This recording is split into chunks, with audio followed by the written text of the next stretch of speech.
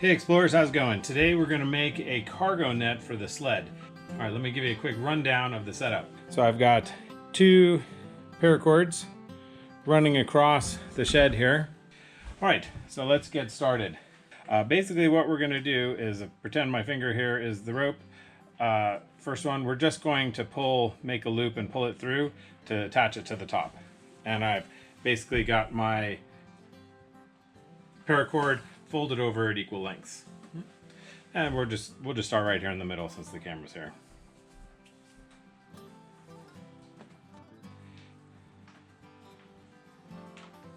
Okay, so we'll just give you a close-up what that looks like there. Hopefully that focuses properly. What I've gone ahead and done is just put a couple of loose knots to give me an idea about how much space I need. And then I can cut my next set of pieces to match this length. So I've got my other cross pieces tied or cut to length. So we'll just fold them over equally. And then I'm gonna space them just about as far as I'd like the gap in the net to be. Now we're not making a fishing net, so they don't need to be right next to each other. This is just gonna be a nice little cargo net to hold stuff on. So I'm going about 5-6 inches.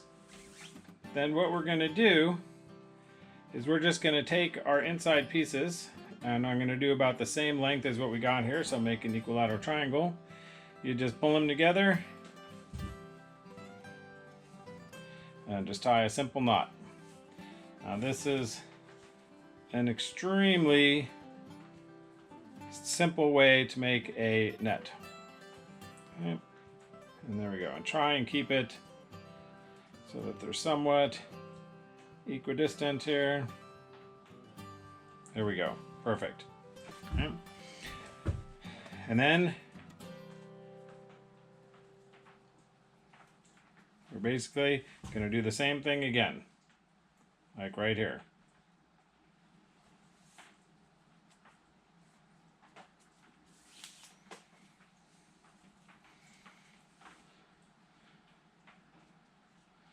Okay, and it doesn't really need to be super perfect.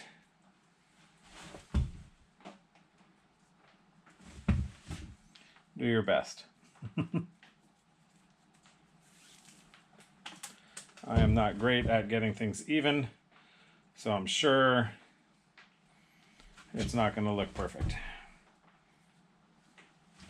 And then we can just keep working the same pattern.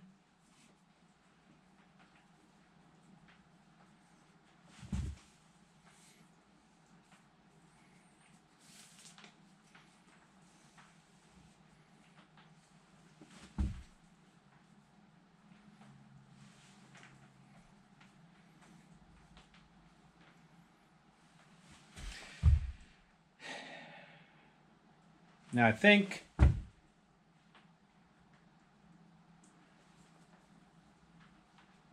that's the first time I've done this, so bear with me.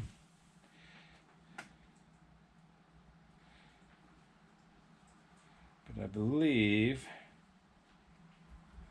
we're going to want to work across the net first.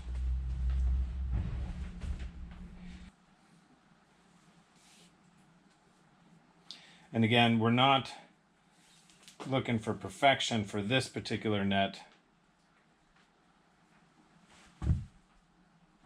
And being as it's my first one, we're probably not going to get it either.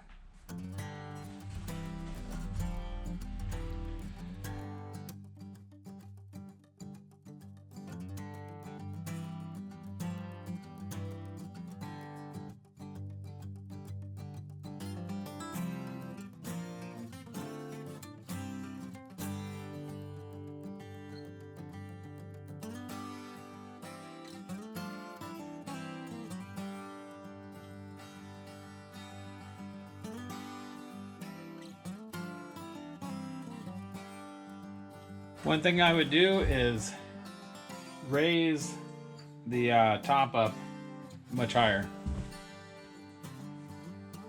Gonna make it easier to work with. It's looking net-like. kind of screwed up right here, which means I now have to undo this one.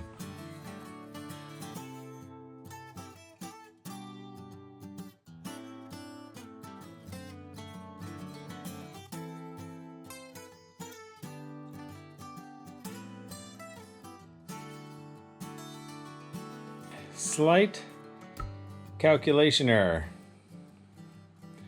These other strings are long enough because they were long to begin with, but I did 4 knots and it's actually 1, 2, 3, 4, 5, 6, 7 knots that has to happen. So you can see on these guys here, they're a little tighter. We're a little short. So yeah, I finished up the knots, but unfortunately the camera was not on when I did it. So what we're gonna do is I'm just gonna simulate what we would do at the end, right? Okay, so what we're gonna do is we're gonna have our final knot, and you wanna have the knot as close as you can to our bottom string, because that's gonna make doing this a lot easier. And then what you're gonna do is just pretend like you're doing a prusik again, right? And again, you want to get this, pull it in tight to the knot, okay? And then you're going to come around on the outside this time. And then basically you just square knot it. First left under, then left over. Okay, and there you go. Trim your ends and you're set. I'll show it to you from this side. All right, so again, pretend you're doing a prusik or a sparrow hitch. Oh, I can't remember what it's called. Lark's head. Okay, and then you're gonna come around the outside one more time, or come around the outside once. All right, so once you've brought them around the outside, just tighten everything up, and then we're gonna square knot, so left under, left over,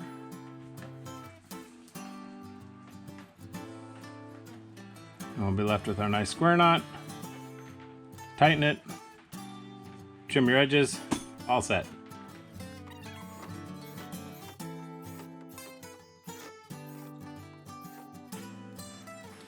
All right, so you can see the net is pretty much the right size. We can use the end pieces to go ahead and attach the front and back, and then we'll just have to figure out some kind of mechanism device to connect the sides. I might just end up putting some rings in, and then we can just tie off to those, or maybe rings with a carabiner might work. It kind of depends. We're assuming that it's gonna be pretty full. You know, looking at the sled, I don't really think we really need to do much. It may be tying off at the front and the back, and maybe just in the middle here might work. The sled is pretty deep, so I'm not bringing that much gear with me. This will be enough for my pack and like tons of firewood. So, and plus any kind of other goodies, maybe a little small cooler or something.